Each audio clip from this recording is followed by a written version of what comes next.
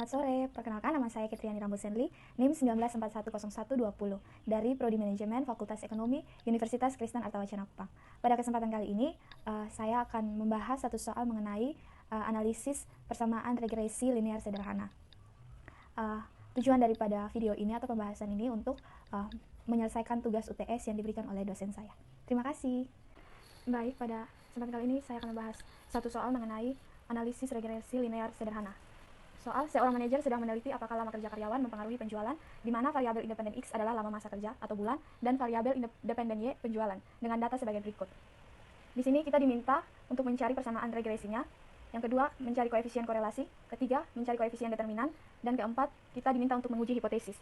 Baik, pembahasan yang pertama yaitu mencari persamaan regresi. Dari data tadi, saya sudah masuk ke dalam tabel ini, dan sekarang kita akan mencari nilai x kuadrat, y kuadrat, dan x kali y. Kuadrat dari 4 adalah 16. Akan mengisi 4, 4, 25, 9.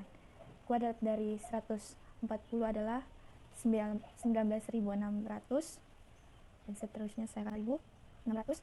Kuadrat dari 100 adalah 10.000. Kuadrat dari 200 adalah 40.000. Dan kuadrat dari 180 adalah 32.400. Maaf, ini cukup. Dan sekarang lanjut, x kali dengan y. 4 kali dengan 140 adalah 560. Dan seterusnya 10, 200, 1000, dan 540. Di sini kita akan mencari sigma dari x, y, x kuadrat, y kuadrat. Sigma y hasilnya di sini adalah 780. Dikali dengan sigma x kuadrat yaitu 48. 48 dikurang dengan sigma x yaitu 16 dikali dengan sigma x y yaitu 2600. Oke, dibagi dengan n adalah banyak data. Y kali data 5 kali dengan sigma x kuadrat yaitu 48 dikurang dengan sigma x dikuadratkan 2 berarti 16 dikuadratkan dengan 2. Oke, hasil kami cari dulu.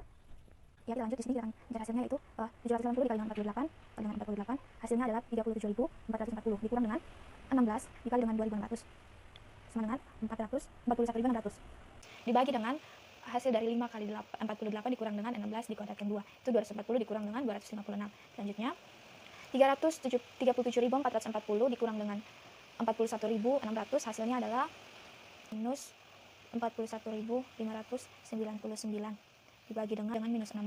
Hasil dari 240 dikurang dengan 256. Selanjutnya kita akan mencari nilai B dengan rumus yang sudah tertera tadi, yaitu N kali dengan sigma XY kurang dengan sigma Y X kali dengan sigma Y bagi dengan jumlah data dikali dengan sigma X kuadrat kurang dengan sigma X dipangkatkan 2. N banyak data yaitu 5 dikali dengan sigma XY yaitu 2600 dikurang dengan sigma X itu 16 dan sigma Y adalah 780 dibagi dengan 5 kali dengan sigma X kuadrat yaitu 48 dikurang dengan 16 dipangkatkan 2 dengan 2600 adalah 13.000 dikurang dengan 12.480 dibagi dengan 240 dikurang dengan 256 dikurang dengan 12.480 hasilnya adalah 520 bagi dengan 240 dikurang dengan 256 hasilnya adalah minus 16. Maka hasil dari 220 dibagi dengan 16 minus 16 adalah minus 32,5. Dari hasil yang sudah kita dapat berarti persamaan regresinya adalah 2599 ditambah dengan minus 32,5. Berikutnya kita akan mencari nilai dari koefisien korelasi.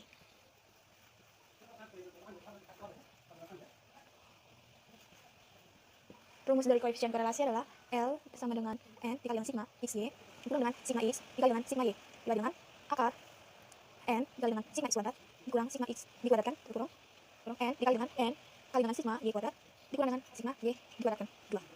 Ini rumus daripada koefisien korelasi. Sesuai dengan data tadi, hasil yang kita dapatkan untuk koefisien korelasinya adalah minus 23,8970. Setelah kita mendapatkan hasil atau nilai R, kita akan melanjutkan dengan mengerjakan atau mencari nilai koefisien determinan.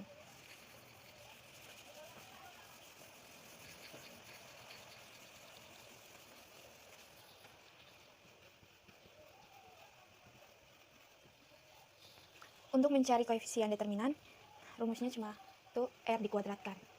Maka nilai R yang tadi kita sudah dapat yaitu dengan nilai R yang sudah kita dapat tadi dari koefisien determinan, koefisien korelasi yaitu minus 23,8970. Maka Selanjutnya kita akan membahas koefisien determinan. Itu koefisien determinan itu rumusnya R dikuadratkan. Karena nilai R tadi kita sudah dapat yaitu minus 23,8970, berarti tinggal dikuadratkan dan hasilnya adalah positif 571,06. Kenapa bisa hasilnya positif? Karena pada aturan matematika, bilangan negatif yang dikuadratkan dengan bilangan genap maka hasilnya akan positif. Tapi jika dikuadratkan dengan ganjil maka hasilnya akan negatif. Selanjutnya kita akan menguji hipotesis. Uji hipotesis.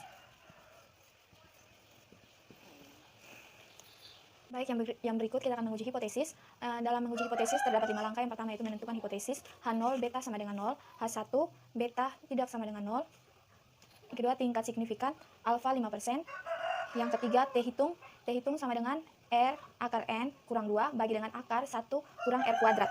Di sini R sama dengan tadi minus 23,8970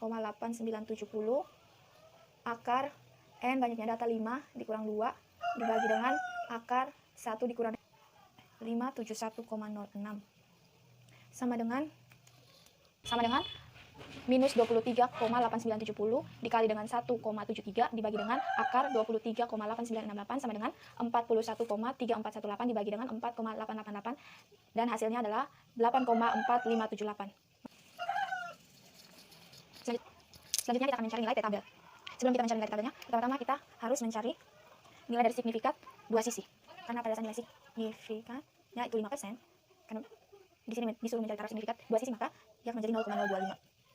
Setelah itu kita disuruh untuk mencari derajat bebas atau DF. Itu NK banyaknya data dikurang dengan K jumlah variabel sama dengan 5 dikurang dengan 2 sama dengan 3. Kan DF-nya adalah 3. Selanjutnya kita akan mencari tabel. Itu. Selanjutnya kita mencari tabel. Itu alfa di derajat bebas sama dengan 0,025 bagi 3 sama dengan 3,18245.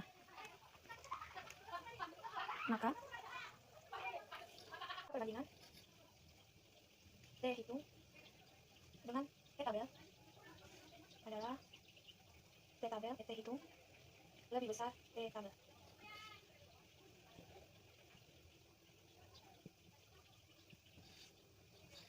Yang kelima, yang terakhir, karena T hitung lebih besar dari T tabel, maka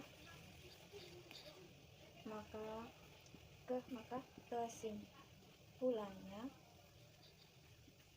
adalah HO ditolak dan H1 diterima. Sekian dari pembahasan yang saya bisa berikan. Banyak kesalahan dan banyak penjelasan yang kurang jelas yang saya berikan. Saya mohon maaf kepada ibu dosen dan teman-teman juga yang menonton. Sekian dari saya. Terima kasih banyak. Shalom.